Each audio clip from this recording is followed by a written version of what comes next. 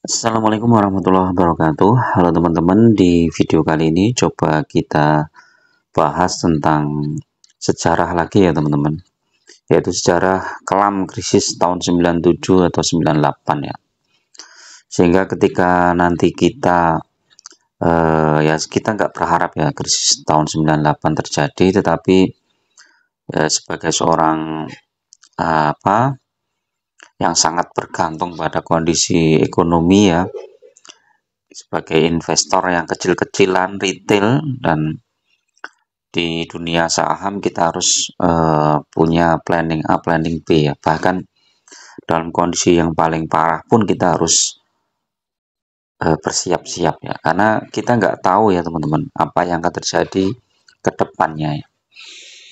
Nah, kalau krisis 2008 itu kan eh, krisis disebabkan oleh kredit macet di Amerika ya.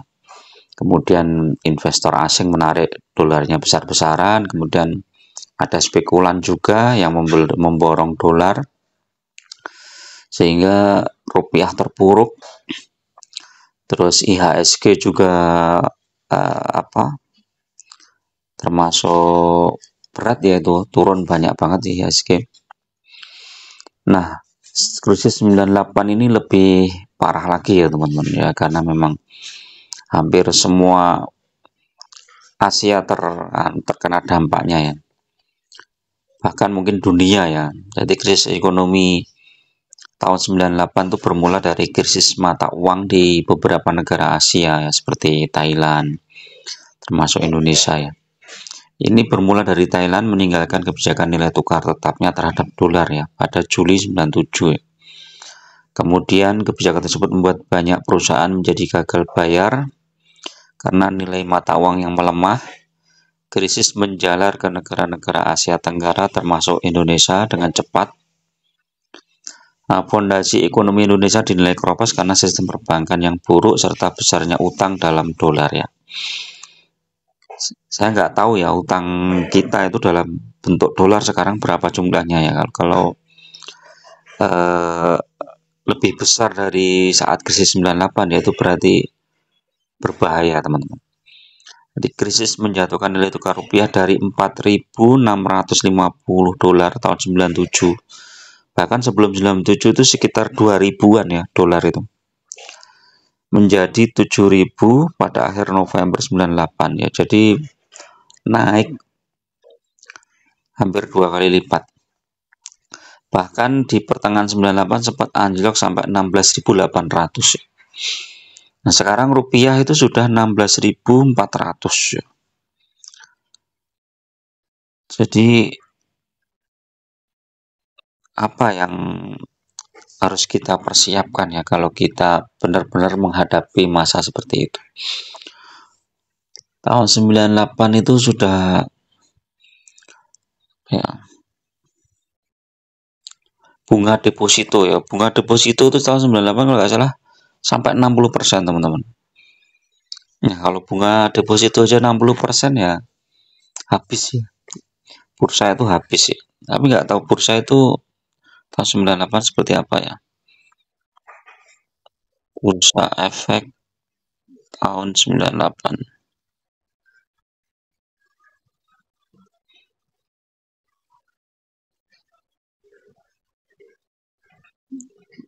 Coba ini kita cek ya.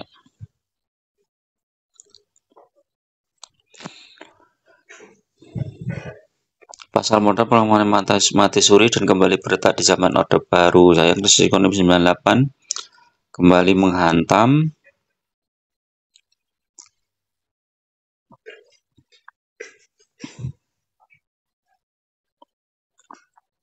utang luar negeri membengkak. Harga saham mengalami kejatuhan hingga anjlok 53,6% ya, titik terendah ya. 256 ya. Wih. Jadi IHSG tahun 98 itu cuma 256 teman-teman. Padahal indeks saham di awal tahun sempat menyentuh 554 ya. Jadi kalau kita asumsikan bursa IHSG turun 53% ya, Maka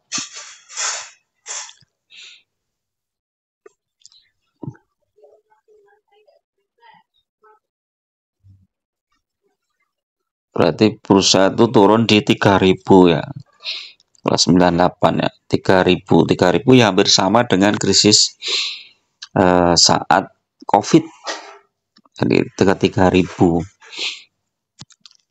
Kita cek yang di sini ya.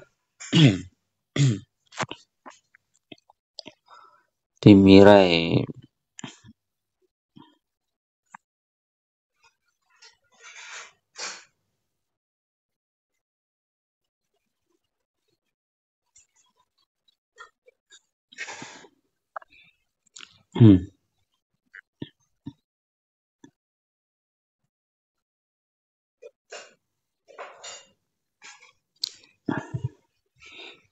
Kita cek BCA itu harga 98 harganya berapa coba?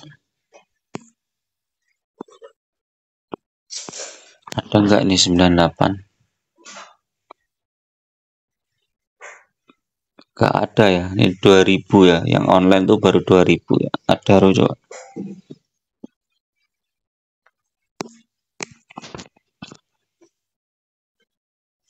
Oh, malah 2008. BRI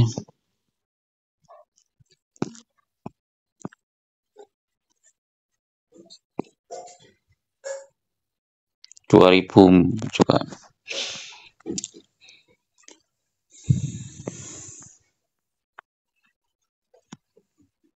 Kita cek.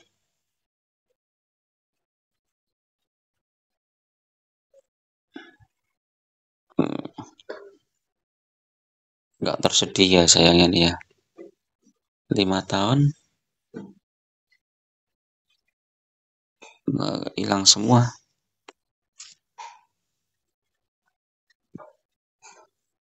Maksimal. Nah ini teman-teman. Balik lagi ya 98 nggak ada di sini. Nah, kalau kita lihat ya harga rupiah itu sekarang sudah menyentuh berapa nih coba? Tadi sempat balik lagi teman-teman. Di 16489 ya, ini lebih tinggi lagi nih ya. 16486 tertinggi kemarin, sekarang 16489. Sementara indeks kemarin sempat menguat ya. Kalau kita lihat saham-saham blue chip itu naik semua ya. Kita lihat penggeraknya nih ya, BRI, BCA ini naik semua. Tapi kenaikannya ini murni karena ini teman-teman. Retail ya, dalam negeri ya. Untuk investor asingnya masih belum masuk ya. Jadi ya nggak bisa dipungkiri ya, kita itu tergantung investor asing ya.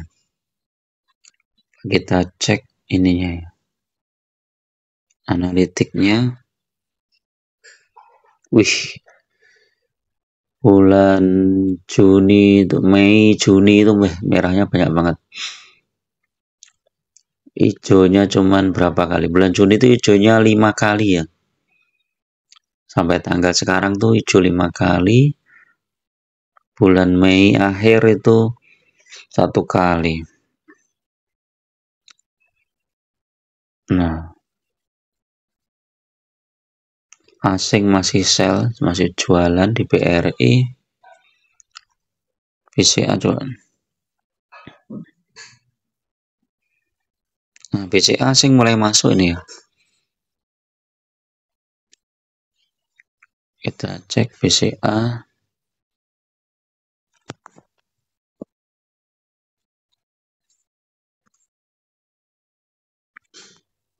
Ya, BCA asing mulai masuk, ini kabar gembira. Nah, mudah-mudahan perdagangan hari ini juga masih bisa bertahan ya untuk BCA.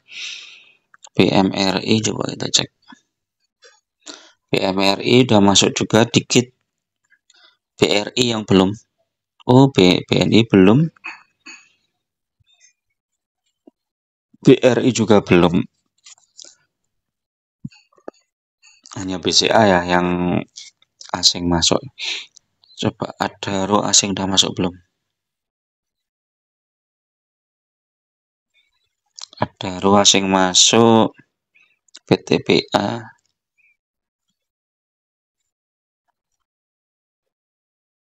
PTPA belum, UNTR, UNTR udah masuk, TMG, belum. Jadi secara total mungkin asing masih jualan nih teman-teman. Jadi asing masih jualan dan ini perlu konfirmasi ya untuk perdagangan hari ini dan juga mungkin Senin. Kalau rupiah masih melemah ya itu berarti masih tanda-tanda masih kurang kuat ya. Momentum untuk bangkitnya itu masih belum begitu kuat ya. Jadi siapkan money management ya teman-teman. Jadi bisa dibilang kalau kita siap uang cash itu lebih santai ya, karena nanti ketika saat terjadi krisis kita masih bisa beli di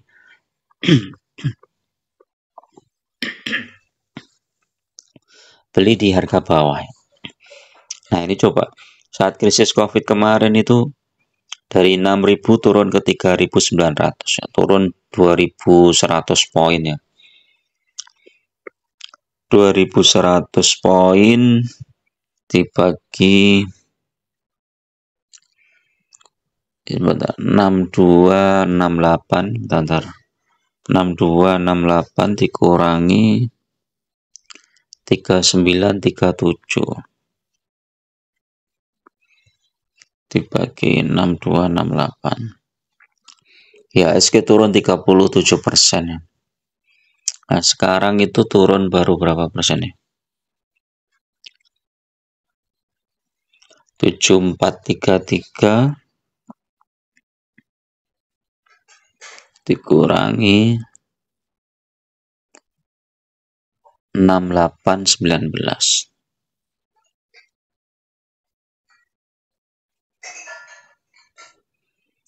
Nah, turunnya masih kecil ya, jadi masih jauh lah kalau dibandingkan dengan krisis COVID ya, apalagi krisis 98 ya. Ya mudah-mudahan rupiah bisa lebih kuat lagi ya teman-teman. Kalau misalnya rupiah terus melemah ya nanti akan memberatkan semua sektor ya, termasuk sektor-sektor industri, sektor apa daya beli masyarakat juga akan turun ya, karena kondisi serba sulit. Nah, kalau daya beli masyarakat turun, otomatis income masyarakat yang ke bawah pun, menengah ke bawah juga turun ya. Itu berbahaya juga ya. Nanti banyak kredit macet dan lain-lain, itu akan memicu ras ya. Di tahun 98 itu kan orang menarik besar-besaran dananya dari bank ya, sehingga krisis makin parah.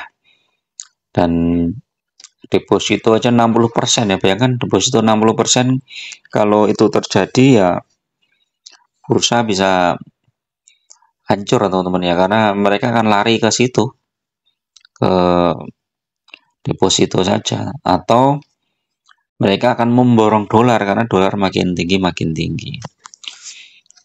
Jadi itu ya.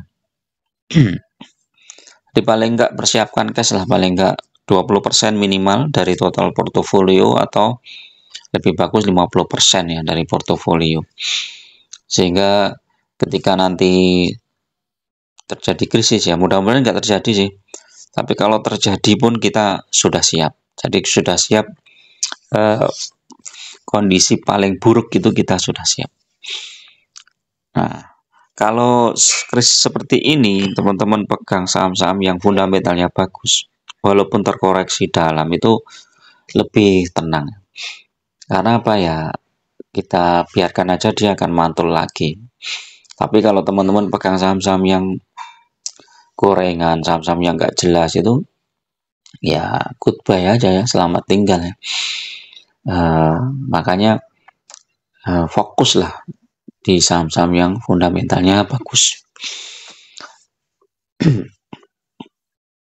Oke, itu dulu teman-teman untuk review pagi ini, mudah-mudahan bermanfaat. Tetap waspada dan tetapi jangan panik ya, karena ketika kita panik kita tidak bisa memutuskan sesuatu dengan cara yang baik ya, bahkan mungkin malah keputusannya malah kurang bagus ya, malah merugikan diri sendiri. Tetap tenang dan kita selalu ada planning A dan planning B dan planning C. Terima kasih. Assalamualaikum warahmatullahi wabarakatuh.